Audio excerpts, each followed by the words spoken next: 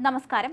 തെലങ്കാനയിലെ രംഗറെഡ്ഡി ജില്ലയിൽ പോക്സോ കേസിൽ മുൻകൂർ ജാമ്യത്തിലിറങ്ങിയ യുവാവ് സ്വന്തം കുടുംബാംഗങ്ങളെയും തനിക്കെതിരെ പരാതി നൽകിയ പ്രായപൂർത്തിയാകാത്ത പെൺകുട്ടിയെയും കുടുംബത്തെയും ക്രൂരമായി വെട്ടിക്കൊലപ്പെടുത്തി. ഷബാദ് സ്വദേശിയായ 35-കാരൻ രാജ്കുമാർ വെള്ളിയാഴ്ച അർദ്ധരാത്രിയോടെയാണ് ഒന്നിനു പിറകെ ഒന്നായി 6 ജീവനുകൾ പ്രതി കവർന്നത്. കൃത്യത്തിനു ശേഷം ഒളിവിൽ പോയ പ്രതിക്കായി തെലങ്കാന പോലീസ് നിലവിൽ വ്യാപക തെരച്ചിൽ ആരംഭിച്ചിരിക്കുകയാണ്. തന്റെ താമസ സ്ഥലമായ ഷബാദിലെ വീട്ടിൽ വെച്ചാണ് രാജ്കുമാർ കൊലപാതക പരമ്പരയ്ക്ക് തുടക്കമിട്ടത്. ഭാര്യ പാർവതി സരിത, ഇവരുടെ മക്കളായ 4 വയസ്സുകാരൻ, 18 മാസം പ്രായമുള്ള കുഞ്ഞ് എന്നിവരെയാണ് പ്രതി ആദ്യം ദാരുണമായി കൊലപ്പെടുത്തിയത്.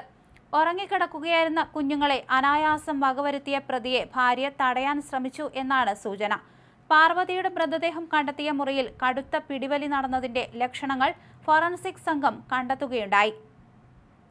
സ്വന്തം ഭാര്യയെയും മക്കളെയും വകവരുത്തിയ ശേഷം രാജ്കുമാർ അവിടെ നിന്നും ഏകദേശം 6 കിലോമീറ്റർ അകലെയുള്ള ദേവലഗുഡയിലെ മറ്റൊരു ഗ്രാമത്തിലേക്ക് തിരിച്ചു. തനിക്കെതിരെ ലൈംഗിക അതിക്രമത്തിന് പരാതി നൽകിയ 17-കാരിയായ പെൺകുട്ടിയുടെ വീടായിരുന്നു പ്രതിയുടെ ലക്ഷ്യം. പെൺകുട്ടിയുടെ വീട്ടിൽ അതിക്രമിച്ചു കയറിയ ഇയാൾ അവിടെയുണ്ടായിരുന്ന പെൺകുട്ടിയുടെ 45-കാരിയായ അമ്മയെയും 65-കാരിയായ മുത്തശ്ശിയെയും ക്രൂരമായി വെട്ടിക്കൊലപ്പെടുത്തി. അമ്മയെയും മുത്തശ്ശിയെയും വധിച്ച ശേഷം പ്രതി പ്രായപൂർത്തിയാകാത്ത പെൺകുട്ടിയെ ബലമായി കാറിൽ കയറ്റി വിജനമായ സ്ഥലത്തേക്ക് കൊണ്ടുപോകുകയായിരുന്നു. അവിടെ വെച്ച് പെൺകുട്ടിയെയും ഇയാൾ ക്രൂരമായി കൊലപ്പെടുത്തി. അതേസമയം സംഭവ സമയത്ത് പെൺകുട്ടിയുടെ ഭിന്നശേഷിക്കാരിയായ 20 വയസ്സുള്ള സഹോദരിയും വീട്ടിലുണ്ടായിരുന്നു. എന്നാൽ രാജ്കുമാർ ഇവരെ യാതൊരു വിധത്തിലും ഉപദ്രവിക്കാതെ വിട്ടയച്ചതായാണ് പോലീസ് നൽകുന്ന വിവരം. 6 കൊലപാതകങ്ങളും പൂർത്തിയാക്കിയ ശേഷം രാജ്കുമാർ തന്റെ പിതാവിനെ ഫോണിൽ വിളിച്ച് വിവരങ്ങൾ പങ്കുവച്ചിരുന്നു. ഞാനിത് ചെയ്തു, ഈ ആളുകളെയെല്ലാം ഞാൻ കൊലപ്പെടുത്തി എന്നാണ് ഫോണിലൂടെ പ്രതി പിതാവിനോട് വെളിപ്പെടുത്തിയത്. താൻ ആത്മഹത്യ ചെയ്യാൻ പോവുകയാണെന്ന സൂചനയും പ്രതി പിതാവിന് നൽകിയിരുന്നു. ഇതിന് പിന്നാലെ പ്രതി മൊബൈൽ ഫോൺ സ്വിച്ച് ഓഫ് ചെയ്ത് ഒളിവിൽ പോവുകയായിരുന്നു. എന്നാൽ പ്രതിയുടെ ആത്മഹത്യാ ഭീഷണി ഇതുവരെ സ്ഥിരീകരിക്കാൻ പോലീസിന് സാധിച്ചിട്ടില്ല.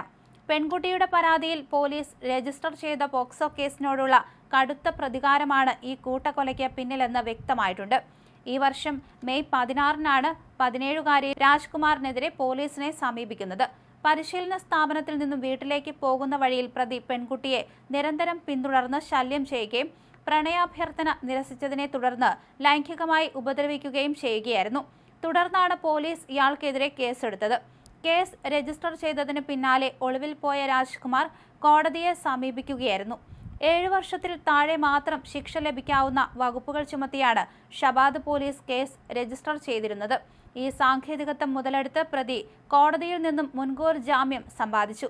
കൊലപാതക പരമ്പര നടക്കുന്നതിന് വെറും ഒരാഴ്ച മുമ്പ് 20,000 രൂപയുടെ വ്യക്തിഗത ബോണ്ടിലാണ് കോടതി പ്രതിക്ക് മുൻകൂർ ജാമ്യം അനുവദിച്ച് ഉത്തരവിട്ടത്. രാജ്കുമാറിന് നേരത്തെ തന്നെ കടുത്ത പെരുമാറ്റ വൈകല്യങ്ങൾ ഉണ്ടായിരുന്നതായി അന്വേഷണ ഉദ്യോഗസ്ഥർ സ്ഥിരീകരിച്ചിട്ടുണ്ട്. പോക്സോ കേസ് രജിസ്റ്റർ ചെയ്തതിന് പിന്നാലെ 2-3 തവണ ഇയാളെ കൗൺസിലിംഗിനായി പോലീസ് സ്റ്റേഷനിലേക്ക് വിളിച്ചു വരുത്തിയിരുന്നു. പ്രതിയുടെ മാനസിക നില കാര്യമായ രീതിയിൽ തകരാറിലായിരുന്നുവെന്ന് കുടുംബാംഗങ്ങളും പോലീസിനോട് സമ്മതിച്ചിട്ടുണ്ട്. കൂടാതെ ഇയാൾക്ക് കടുത്ത ചൂതാട്ടശീലവും വൻതോതിൽ കടബാധ്യതകളും ഉണ്ടായിരുന്നതായി സൂചനയുണ്ട്. അതിക്രൂരമായ ഈ കൊലപാതകം നടക്കുന്നതിന് തൊട്ട് മുമ്പുള്ള ദിവസങ്ങളിൽ രാജ്കുമാർ ഭാര്യ പാർവതിയും തമ്മിൽ വീട്ടിൽ കാര്യമായ തർക്കങ്ങളോ അസ്വാരസ്യങ്ങളോ ഉണ്ടായിരുന്നില്ല എന്നാണ് ബന്ധുക്കൾ വ്യക്തമാക്കുന്നത്. ഒടുവിലത്തെ ദിവസവും പാർവതി ബന്ധുക്കളോട് വളരെ സാധാരണ രീതിയിലാണ് ഫോണിൽ സംസാരിച്ചിരുന്നത്. 2018-ൽ പ്രണയിച്ച് വിവാഹിതരായ ഇവർക്കിടയിൽ മറ്റു കുടുംബ പ്രശ്നങ്ങൾ ഉള്ളതായി ബന്ധുക്കൾക്ക് അറിവില്ലായിരുന്നു. അതുകൊണ്ട് തന്നെ ഈ ആക്രമണം തികച്ചും അപ്രതീക്ഷിതമായിരുന്നു. കൊലപാതകം നടന്ന ഷബാദിലെ വീട്ടിൽ പിറ്റേ ദിവസം രാവിലെ ബന്ധുക്കൾ എത്തുമ്പോൾ വീടിന്റെ വാതിലുകൾ അകത്തുനിന്ന് പൂട്ടിയ നിലയിലായിരുന്നു. വീട്ടിനുള്ളിലെ ഫാൻ, AC, കൂളർ എന്നിവയെല്ലാം പ്രവർത്തിക്കുന്നുണ്ടായിരുന്നു. ജനൽ വഴി നോക്കിയപ്പോഴാണ് രക്തത്തിൽ കുളിച്ചു കിടക്കുന്ന മൃതദേഹങ്ങൾ ബന്ധുക്കൾ കാണുന്നത്. തുടർന്ന് അവർ പോലീസിൽ വിവരം അറിയിക്കുകയായിരുന്നു. ഫോറൻസിക് സംഘവും ഡോഗ് സ്ക്വാഡും സംഭവസ്ഥലത്തെത്തി വിശദമായ തെളിവുകൾ ശേഖരിച്ചിട്ടുണ്ട്.